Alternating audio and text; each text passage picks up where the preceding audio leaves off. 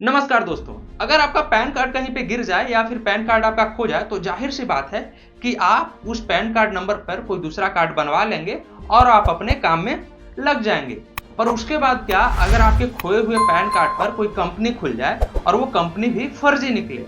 क्या होगा जब आपको पता चले कि आपके पैन कार्ड की मदद से कोई फ्रॉड करके लाखों करोड़ों रुपए कमा रहा है और सरकार की नोटिस सीधे आपके घर पे पहुंच जाए? ऐसी ही एक घटना हुई है नोएडा के एक पत्रकार के साथ। उनका पैन कार्ड कहीं गिर गया और वे एक दूसरे पैन कार्ड बनवाकर काम करने लगे। बाद में उन्हें पता चला कि उनके पैन कार्ड से रजिस्टर्ड दो कंपनी चलाई जा रही है जिसकी उन्हें भनक तक नहीं थी। जब पत्रकार ने पुलिस से कंप्लेन की तो जान पहचान होने की वजह से इस पर जल्दी एक्शन लिया गया। जांच में साफ हुआ कि एक कंपनी पंजाब के लुधियाना में और दूसरी महाराष्ट्र के सोलापुर में चलाई जा रही है। जब पुलिस की जांच शुरू हुई और लोग उस जगह पर पहुंचे जहां कंपनी रजिस्टर्ड थी, तो वहां न कोई कंपनी थी ना कोई कंपनी का ऑफिस। जिसके बाद पुलिस को शक गहराने के बाद कंपनी के नाम से जो लेन देन हुई थी उसका डाटा और संबंधित विभागों से कुछ जानकारी निकाला गया। जल्द ही पुलिस के सामने वो सारे नाम और बैंक खाते आ गए जिनमें इन दोनों कंपनियों के नाम से कागजी लेन देन हो रहे थे। पुलिस ने पहले उन लोगों को पकड़ा जिनका बैंक अकाउंट और बाकी कागजात इसमें शामिल पाया गया। पुलिस ने उस समय नोएडा, ग्रेटर नोएडा, गाजियाबाद और दिल्ली के अलग अलग इलाकों पर छापा मारा और इन सब में 8 लोगों को पकड़ा गया, उन्हें गिरफ्तार किया गया। इनमें दिल्ली के दीपक मुरजानी, विनीता मुरजानी प्रमुख थे। विनीता पेशे से चार्टर्ड अकाउंटेंट अर्थात सीए थी और दीपक की पत्नी भी थी। इनके अलावा दूसरा सबसे प्रमुख व्यक्ति का नाम यासीन शेख था। बाकी अन्य 5 लोग भी थे जो इसमें शामिल थे। इनके पास से बहुत सारे दस्तावेज, इलेक्ट्रॉनिक डिवाइसेस मिली जिसे जब्त कर लिया गया। पुलिस की जांच पड़ताल और पूछताछ के बाद साइबर क्राइम के एक ऐसे खेल का खुलासा हुआ जिसे सुनकर आपके होश उड़ जाएंगे। यह फ्रॉड जीएसटी रिफंड के जरिए हो रहा था, जिससे अब तक सरकार को 5 या 10 लाख नहीं बल्कि 15,000 करोड़ रुपए की सेंध लगाई जा चुकी थी। पुलिस ने भी इससे पहले कभी इस तरह के आर्थिक अपराध के ऐसे साइबर खेल के बारे में नहीं सुना था और नहीं सोचा था। पूछताछ में मालूम हुआ कि इस महाघोटाले में करीब 3,000 फर्जी फर्म शामिल थे जिनका धरातल पर ना कोई नाम था ना कोई निशान था। ये सारे कंपनी सिर्फ कागजी थे, यानी कागजों पर थे।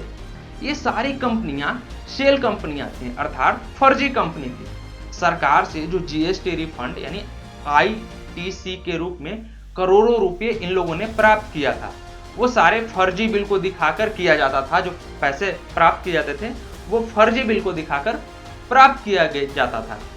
इसमें शामिल लोग हर एक कंपनी के लिए 2 से 3 करोड़ का ई बिल जनरेट करते थे और इसी तरह 1.5 सालों में करीब 15,000 करोड़ रुपए का चूना सरकार को लगाया गया। इस पूरे घोटाले को समझने के लिए हमें उन किरदारों के बारे में समझना होगा जो इस घटना को अंजाम दे रहे थे। संदीप मुरजानी इस पूरे खेल का मास्टरमाइंड था जो इस गैंग को चलाता था। यह पूरा गैंग 2 टीमों में बंटकर काम करता था। पहली टीम फर्जी दस्तावेज, Aadhaar card, PAN card, rent agreement और इलेक्ट्रिसिटी बिल जैसी चीजों की व्यवस्था करके एक फर्जी फर्म बनाता था और जीएसटी नंबर तैयार करता था। तैयार की गई फर्जी कंपनी को बेचने के लिए दूसरी टीम क्लाइंट अर्थात खरीदार को खोजती थी और उनको लाती थी ताकि वो खरीद सके और एक अच्छी रकम लेकर कंपनी को औने पौने दाम में बेच दिया जाता था। इन कंपनियों में फर्जी पैन कार्ड लिंक होते थे। पैन कार्ड फर्जी नहीं होते थे, ये किसी व्यक्ति का होता था पैन कार्ड, जो उस व्यक्ति को जानकारी इसके बारे में नहीं रहती थी। दूसरी टीम का सरगना यासीन शेख था जो टेक्नोलॉजी की बेहतर समझ रखता था। फर्म रजिस्टर करवाने से लेकर जीएसटी नंबर बनवाने तक में यह आदमी बिल्कुल एक्सपर्ट था। पहले यह मुंबई में सॉफ्टवेयर डेवलपर का काम करता था। खैर, यह आदमी कुछ लोगों को ट्रेनिंग भी देता था जो जस्ट डायल नामक वेबसाइट से डेटा इकट्ठा करने का काम करते थे और इन तक पहुंचाते थे। ये लोग मुख्य रूप से उन लोगों को टारगेट करते थे जो अनपढ़ और नशा करने वाले लोग होते थे। पैसे का लालच देकर उनसे जानकारी आसानी से निकलवाई जाती थी, खासकर मोबाइल नंबर को आधार कार्ड से अपडेट करने के बहाने। अगर आपके पास भी ऐसा कॉल आता है तो आप इससे सुरक्षित रहिए। फिर कंपनी के नाम पर बैंक खाता खुलवाया जाता था जिसके लिए अश्विनी पांडे नाम का एक शख्स इन लोगों से 10,000 रुपए लिया करता था ताकि काम को जल्दी और बिना किसी के शक के करवा सके। विनीता, जो दीपक मुरजानी की पत्नी थी, फर्जी बिल से जीएसटी रिफंड का काम वही करवाती थी और साथ में सारे काम का लेखा जोखा भी वही रखती थी। ये सारी कंपनियां आर्थिक रूप से कमजोर और कम जागरूक लोग होते थे, उनको टारगेट करती थी। और ये सारी कंपनियां जो रजिस्टर्ड भी थी, वो भी वैसे ही लोगों के नाम पे रजिस्टर्ड थी जो लोग या तो कम जागरूक थे या कम पढ़े लिखे थे। इनमें अधिकतर रिक्शे वाले, ठेले वाले के नाम पर यह कंपनी रजिस्टर्ड थी। जो लोग इस ग्रोह में काम कर रहे थे, उनका मानना था कि इन लोगों से डेटा अर्थात कागजात और ओटीपी लेना बेहद आसान होता है। ये फ्रॉड करने वालों की टीम सबसे पहले जस्ट डायल से डेटा इकट्ठा करती थी या फिर अवैध तरीके से किसी कंपनी से लोगों का निजी डेटा अर्थात निजी जानकारी खरीदती थी, जिसके बाद वैसे लोगों को तलाश किया जाता था जो आसानी से ओटीपी और अन्य जानकारी दे दें ताकि उनके नाम पर फर्जी कंपनी बनाई जा सके। साथ ही जहां कंपनी एस्टैब्लिश करनी है, वहां के ऐसे लोगों को ये अपने झांसे में लेते थे जिनसे बिजली बिल और रेंट एग्रीमेंट आसानी से मिल जाए और जो लोग रेंट और बिजली बिल आसानी से दे सके। इसके लिए खास तौर पर ये लोग नशेड़ियों और बेरोजगारों को टारगेट किया करते थे।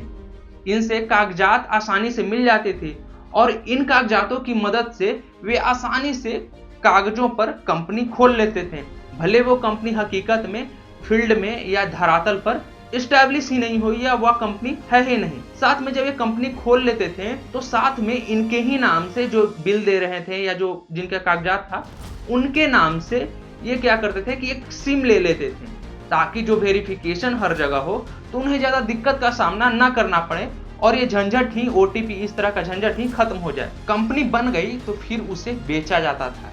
इसमें फर्जी बिल का इस्तेमाल करके सरकार से जीएसटी रिफंड के रूप में करोड़ों रुपए प्राप्त किए जाते थे। इस तरह हर कंपनी के लिए हर महीने 23 करोड़ रुपए का ई बिल जनरेट किया जाता था। इन लोगों ने अपनी पहली कंपनी जून 2022 में रजिस्टर करवाई थी और महज 11 महीनों में ही इन लोगों ने 3000 फर्जी कंपनियों को कागजों पर खड़ा कर दिया, जिसका हकीकत से कोई वास्ता नहीं था। और 2023 तक इनका टारगेट 4000 फर्जी कंपनी बनाने का था। ये इस मामले में इतना एक्सपर्ट हो गए थे कि उन्होंने महज 11 महीने में ही सरकार को तकरीबन 15,000 करोड़ रुपए का चूना लगा दिया था। पुलिस को कई ऐसे लोग भी इसके बाद मिले जिनके पैन कार्ड का इन लोगों ने इस्तेमाल किया था।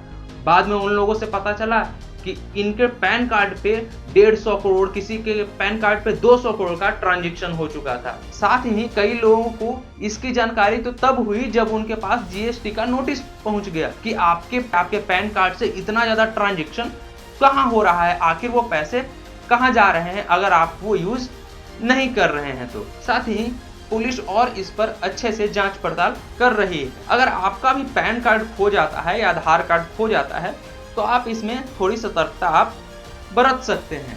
साथ में अगर आप किसी को अपना निजी डेटा दे रहे हैं या किसी का निजी डेटा कहीं पे इस्तेमाल कर रहे हैं तो इन चीजों को भी लेकर आपको सावधानी बरतने की जरूरत है, अन्यथा ऐसा ना हो कि अगली कोई फर्जी कंपनी आपके पैन कार्ड पे रजिस्टर्ड हो। शुक्रिया।